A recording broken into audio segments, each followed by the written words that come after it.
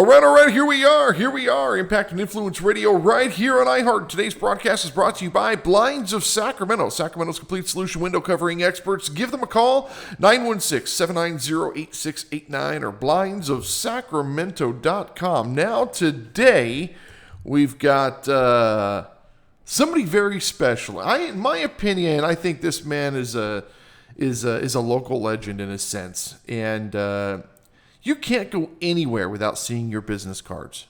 You have literally canvassed this town with business cards. You realize this? Great. That's what we want to do. We want to get out there. So, Mr. Larry Oakley, how you doing, brother? Hey, I'm doing great. Just coming off a great weekend with the kids and the grandkids. It was all great. Easter, man. Yeah. Yeah, we went to mom's and dad's, and we all just sat around the table and played cards and ate. It was wonderful. Yeah, they were here for the whole week. Went to church with me yesterday, which was really great because one of my daughters had never been able to go with me. So I was living in heaven yesterday. Oh, that's amazing. So, Mr. Larry Oakley, what do you do, man? I help people so that they can sleep better at night. I am into financial services, protection planning. I help individuals, families, and small businesses. Why? Because accidents, injuries, death cannot be avoided, cannot be predicted. You cannot plan for it. It's going to happen. It's just life. It's just life. Yeah. So my job is to inform people of their options just in case life happens not the way you planned. Yeah, sooner than later, right? Yes. Now, how long have you been doing this? When I started in IT, I worked 31 years in IT. Holy smokes. And then after that, I got into the financial services simply because of, just like I said, there's people that accidents happen. I'm a stroke survivor myself. So I didn't wake up that morning saying, oh, God, I want to have a stroke today. Yeah. But it happened. Yeah. Was I prepared for it? Not the way I should have been. What caused it? Was it stress? No, it wasn't stress. I wasn't eating like I was supposed to. Good Lord. I used to put salt on everything. Oh, man. So I had that sodium is what caused it. Yeah, I eat like crap. Right. And believe it or not, the day that I have it, that morning, I was running full court on a basketball court. That's what it was. By 4 o'clock that evening, I was at the hospital. How old were you? I was 58 years old. How old are you now? Yesterday was my birthday, Quinn. No way. I turned 75. No way. Yes. No way. No way. Yes, sir. Holy crap, dude. Yep. You look awesome. Only through the grace of God. There is no way. Yes, I am. Holy crap. I've had to pull my driver's license out on people to prove it, but it's real. This man, if you don't know, I had like a 5-second pause. If you don't know, this man literally looks like he's 60 years old. This is wild. Dude, that is insane. Well, I've been athletic all my life, Well, hell yes. So that helped. But just through God's blessings that Dude, I genes, bro. Genes. Genes. Yeah. Does everybody in your family look young?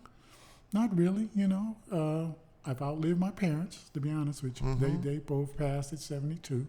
So I've outlived them. Good Lord.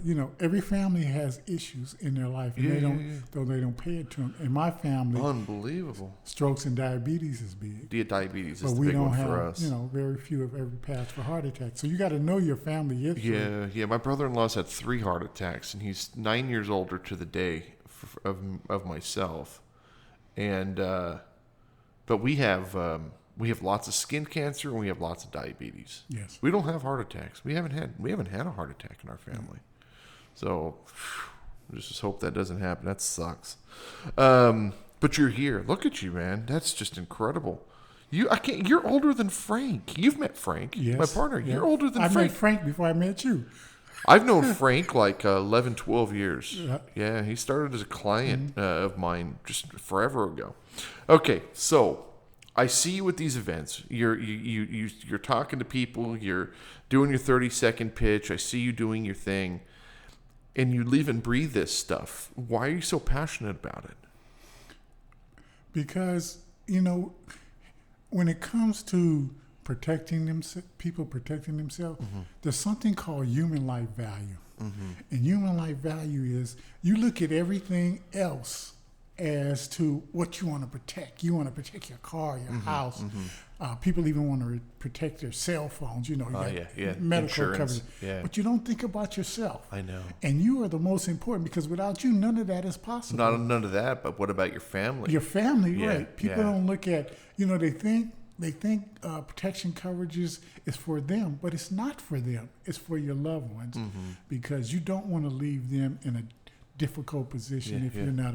So you have to prepare for that, and that's what we want to do. We want to educate people so that they are prepared and they can sleep better at night, knowing that their loved ones are taken care of. Yeah. No, seriously, just selfless, man. You were just a selfless man. It's really incredible, actually. I didn't know what to expect today. I really didn't. We've seen each other. We speak briefly at the events because we have to speak to so many people. And I was really looking forward today. I was really hoping you showed up. Obviously, you showed up. And you've just blown me away. And I'm just sitting here kind of thinking to myself, like, this is somebody that we really need to be promoting. You and our group really need to be working together 100%. Okay, so types of clients. What type of people are you looking for, man? Well, in protection, it's actually all types of people. Families, like I said, families, individuals, and small business owners. But when you say types of clients, the thing that people, like I said, even like what happened to me, you don't expect these things to happen. And then in protecting, a lot of people, I'll use children as an example. Yeah. Okay, people will buy their kids gifts, and they'll buy them clothes and stuff like that. Well, toys and stuff will wear out, and kids will outgrow their clothes. But what you should be buying them is a legacy. Yes. A legacy so that they can have a better life than you had. And they don't have to struggle in life, because times are changing, And dude. Look at this world, bro. Right. And the one thing you can you believe this weekend? Can you believe that on CNN, you heard Trump's quote, right? Yes. Okay, with the profane language. Yes. They quoted in the headline on CNN his quote. The expletives, without abbreviating, they put the word up there on CNN. Now, you and I use the word, and we use it freely, but we don't put it on the main page of everything that we're doing. We've come to a point, and on Easter Sunday, we come to a point in our culture that it's okay to just do whatever. It's a crazy thing. And it's really not okay. No, it's not okay. It's not okay, because as we go out, people see us all the time. The one thing that we want them to see to us is the integrity that we have and respect for one another. When we're off mic, it's okay for us to say, "Yeah, what's up, F word?" Yeah. We don't put that in the show. In the show, exactly.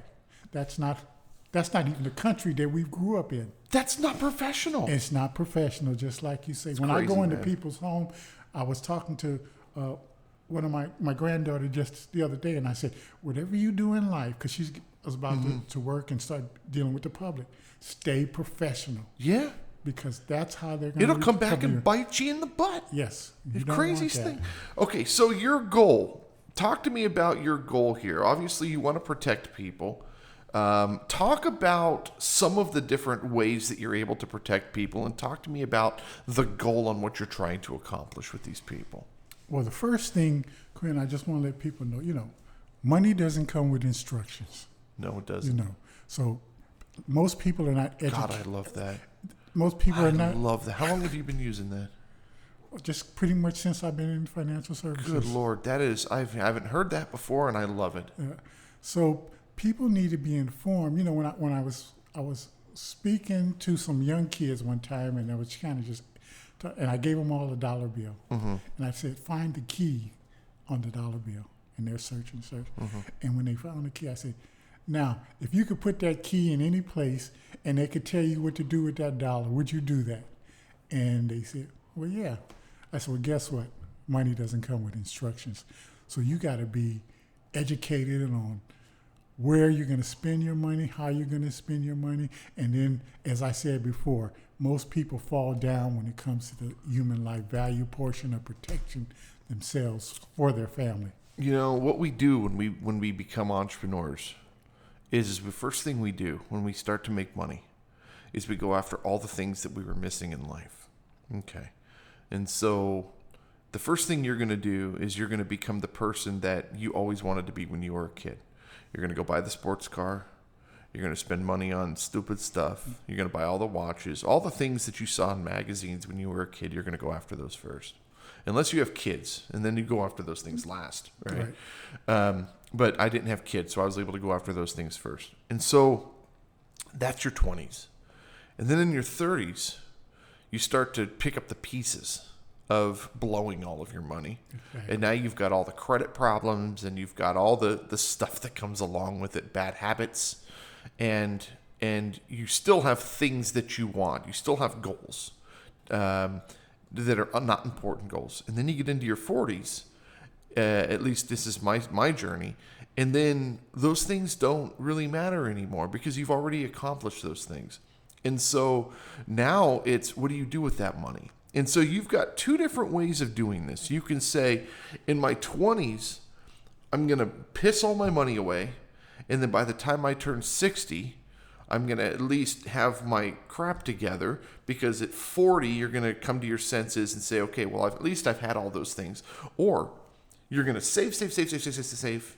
And then in your 40s, you're going to start buying all the stuff. And then you're going to spend your retirement years completely broke, because now you're trying to capture all those things. That's what we see here with, the 70-year-olds driving, fancy, expensive cars and G-Wagons and big houses and all this. Now they're all covered in debt. And, that money's going to come from somewhere. So we all go through the same phase. We just go through them in different times. And so I think the direction that you're talking about is, it's okay to live, but let's protect that. Exactly. It's exactly for you to, all the things that you want in your life, you should have those, but there's a way you can get them and protect yourself. That's what we got to do. Keep the "and" in there, because everybody knows their birthday. Nobody knows their death day.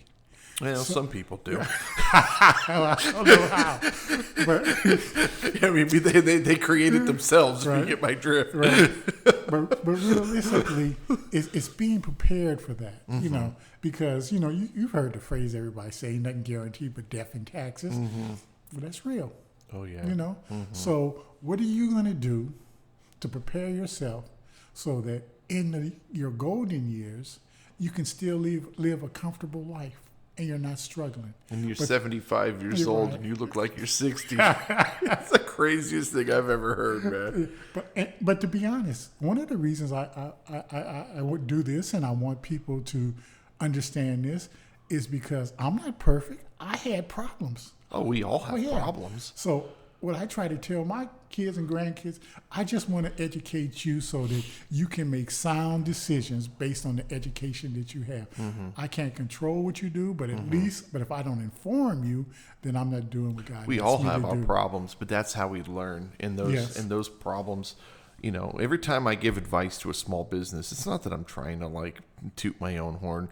I've already made those mistakes. I'm just trying to prevent you from having to go through all the years of struggle in order to recoup and pick yourself up from the mistake that I made. These people, they want to do this or they want to do that, and they go, okay, well, I mean, when I did it, this is what happened, and this is how long it took, and this is why, and blah, blah, blah, blah, blah. And if they go and do it and they don't make those mistakes, awesome. But they'll make other mistakes. Exactly. Because nobody's perfect. None of us were born perfect. So we're all going to deal with life. And we know that life happens. So what happens when life happens? Larry Oakley, 916-801-8977, 916-801-8977, oakleybusinessservices.com. Okay, before we get out of here, anything you want to add? I just want to add, Quinn, that the importance of this, and like I said, protection planning is not for you. It's for the people that you love. Mm-hmm. So if you really say that you love somebody, this is how you really show them. Whether it's a parent or a grandparent for a grandchild, this is what you can leave them, and they're going to remember you forever. Here's the other thing I want to touch on that. Your legacy. See, you and I, we know each other's names. And we've got a lot of people in our circle that also know our names. And when we die, you come to the funeral, you grieve, you tell people how great of a person they were, and then you put them in the ground, and you come to visit a little while, and that name becomes smaller and smaller to the point that it's no longer memorable. That's life. That's real life. That's real life. Yeah. So, what are you going to do to keep that name alive? And to keep that legacy and keep that memory alive? And, yeah. Well, you can only do so much if you're trying to change the world, you know? Mm-hmm. But the real area that where it starts is it starts in your center of influence. It starts with your family. Yeah, it starts there. I always tell people that nobody cares what kind of shoes you're wearing. All they care about is if you were a good person. Exactly. And if you left your family with a whole bunch of debt and problems, man, that sucks. Right. So let's do what we can do to prevent that and leave them with something that they can go buy some nice shoes. And we'll be a better world, because then what you'll do, you'll be able to contribute to society. Mm-hmm. And then the option of being able, I can help somebody else, is a greater feeling than what I can get. What if you had money put away? What if you had money put away for your grandkids, nieces or nephews or whatever for their college? So they didn't have to think about it. They didn't have to think about, how am I going to go to college? How am I going to buy my first car? How am I going to do these things? And the crazy thing about it is it's not that much money. Exactly. It is when you're trying to start out. But when you're leaving your legacy, it's not that much money. And when you have the education on how to do it and where to do it, mm-hmm. then you're right, it's not that much. What I don't want people to focus in on just what, stuff for themselves and stuff like mm-hmm. that. Because my pastor said one time, he said, I've never seen a U-Haul behind a hearse. Behind a hearse, yeah. So you can't take nothing with you. Yeah. So you might as well help somebody else. The only thing that you can take with you is your watch and your guitar. That's it. Whatever fits in the box. Yeah. Your watch and your guitar, right. That's all you can take with you. And it stays, and you'll be gone.